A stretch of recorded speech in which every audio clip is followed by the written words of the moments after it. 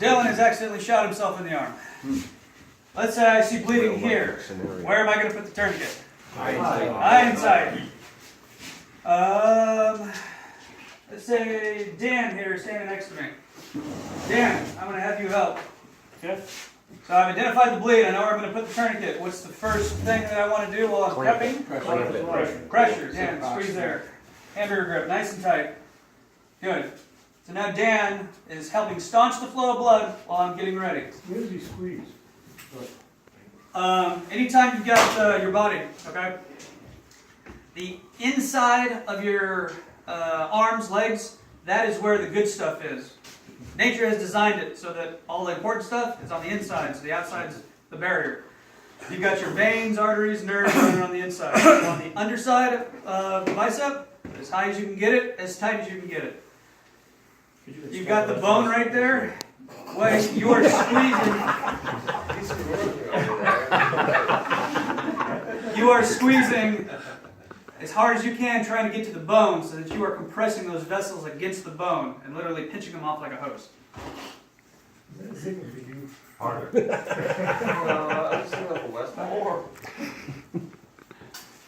So again, I don't like to go down this route, especially because there's Dan's hand. Now my proximal pressure is out the window.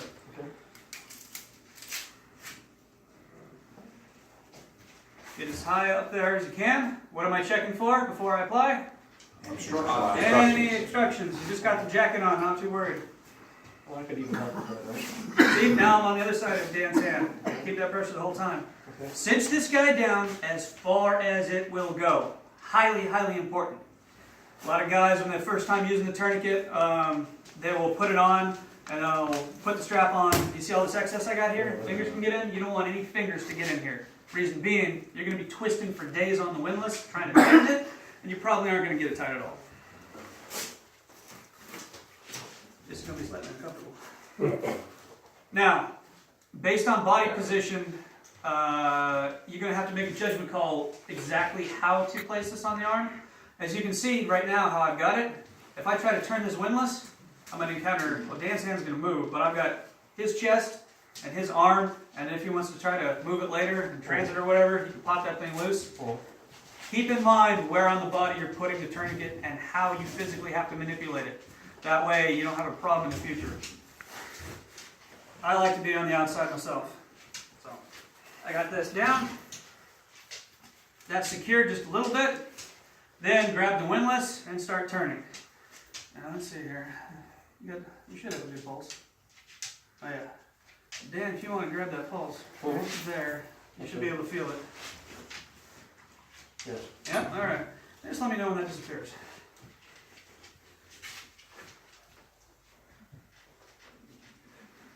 Okay. Done? Mm-hmm. Good. So, never go backwards. See how I'm not in the clip yet? If you can, the windlass is not in the clip yet, all right? Bleeding stopped. He says the pulse is gone. Okay, we're not going to go backwards. Always go forwards. More, more, more.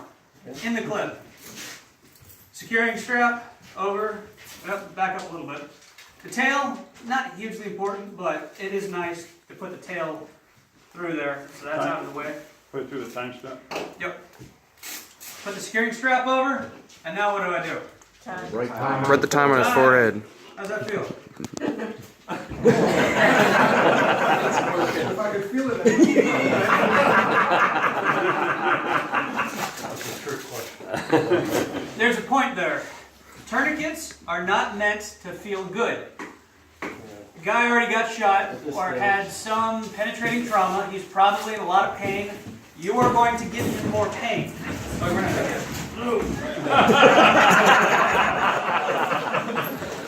So, you see how this is all bunched up now?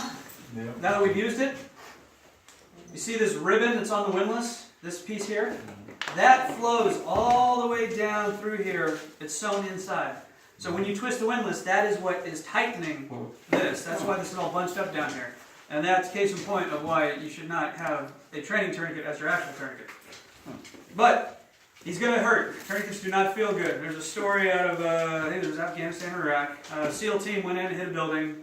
One of the SEALs early on got hit. Put a tourniquet on him. They continued on mission.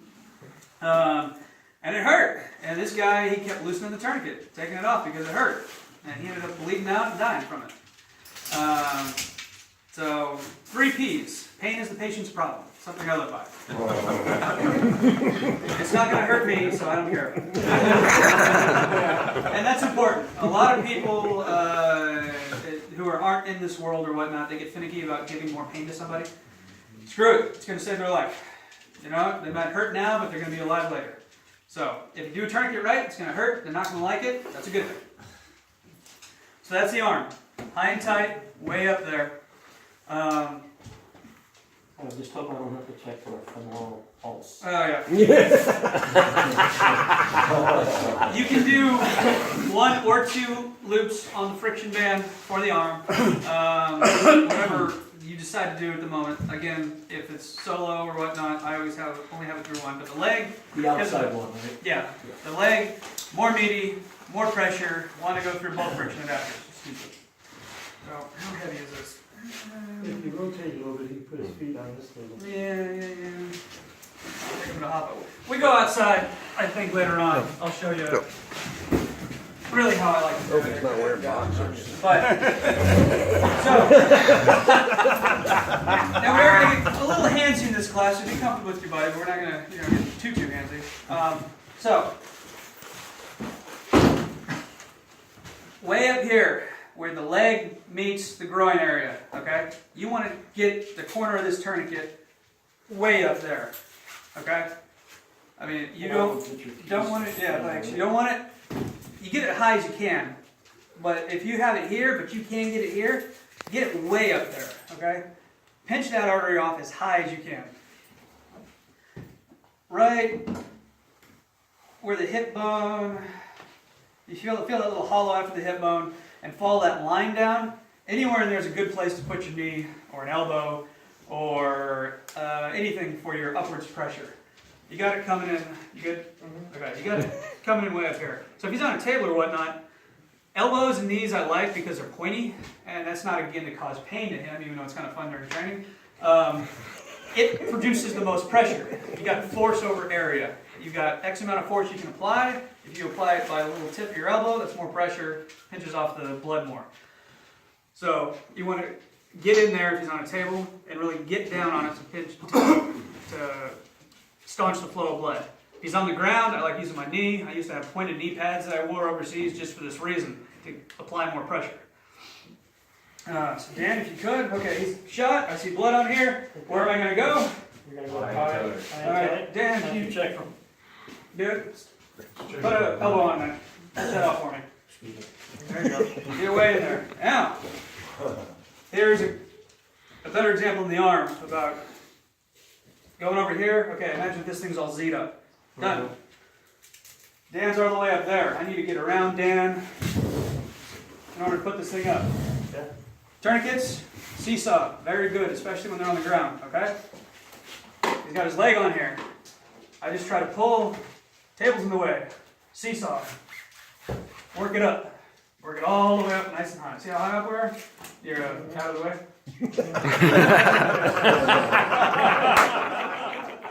Damn boxers. That's not my first one. So, We're born out of the way. You say taint's his problem, right? right. I'm through the first friction adapter here, the one closest to the windlass, all right? Got it up there, tight as much as I can, okay? Now, we do want to go fast. We do want to stop the flow of blood as soon as possible. We want to be expedient, but we don't want to be out of control. Slow is smooth, smooth is fast. So once you get here for application, make sure your movements are specific and precise. That will save more blood than trying to go 100 miles an hour. So we got here. I like to raise this up. The friction adapter, it's through the first one. Raise it up and pinch with my thumb. That way it holds this instead of just having it loose. Okay? You take the tail, put it through the second part. Alright? Now, what helps, and this is all going to, practice and manipulation. Your first finger, the thumb is pressing up on the friction adapter. Your first finger here is on the inside of the Velcro. The reason I do this is in case this guy does this and I try to pull, it can get tangled up on itself. Alright? It just helps and then grab the friction adapter and yank down as hard as you can on it, and that is going to be tight against the skid. Secure the strap a little bit, and now this guy here, nice and easy to manipulate. Again, if you're on the inside, it's going to be kind of difficult, especially if he's in the way. It's on the outside, a little easier. Now again, he's probably got shoes on at this point. We haven't gone through the rest of our algorithm yet. He's in the field, we just got to him. There's not much pulse here we can deal with, okay? Twist until He screams. bright red bleeding stops. Twist until the bright red bleeding stops, or any bleeding stops. So twist, twist, twist. Again, he's not going to be happy with you. It ain't going to feel good. Secure it in the clip. If you can, I mean, mostly on the leg, the strap isn't going to go all the way over. Secure the time, T, whatever time it is, and then we'll go throughout the rest of the algorithm. You check for a pulse? At this point, we're just gotten to him. First tourniquet application. He's wearing pants, he's wearing boots. I'm not going to be able to get a pulse on him at this point. So twist until the bleeding stops, or you think the bleeding stops. When we go a few steps ahead towards, we haven't gone over the algorithm yet, but when we do is C. When we get to C, then you'll strip him down and start checking the pulse and all that. We'll get there. Would you, if you were doing that and it wasn't stopping, you would put another one on right next to it? Yes. Same way? Good point. These kits that we have here, or most kits, come with one tourniquet. If you can, get two. If at any point in time you apply a tourniquet and the bleeding does not stop, you apply a second tourniquet right next to the one you just did. Above it or below it? Hopefully you got it up high enough that you can't put it above it, right? Exactly. Perfect. Excellent answer. This should be so high and tight that the only answer is putting another one right below it. Okay? Now, as far as protocol goes for checking the box, you're supposed to put the 2 to 3 inches above the wound. We're going high and tight. Every time high and tight. Every time high and tight. I can't say that enough. There's no reason to take the time to potentially make the mistake of 2 to 3 inches above the wound and you're 2 to 3 inches below the wound, especially when he's wearing clothing, etc. So if you got this on here, and let's say you see bleeding coming out here, and you still see bleeding again on the tourniquet, slap another one on there. If that's happening, by that time you should hopefully have a couple more people over, start getting this guy naked, ripping this open to see what's going on. Okay? What happens if the wound is high and tight? We're going to go over that. Okay. I'll probably go over that after we go over all the protocols and whatnot. I didn't know exactly how much time we're going to have in class, but there is a particular technique for using the combat gauze and regular gauze for junctions, in the axillary, in the inguinal, where you cannot put a tourniquet on there. And it's not in the box yet, so what's a man to do? I'll show you how to pack them. Just remind me to do that. I probably won't forget, remind me. Are you going to do anything above here? Anything up here, if I put a tourniquet on,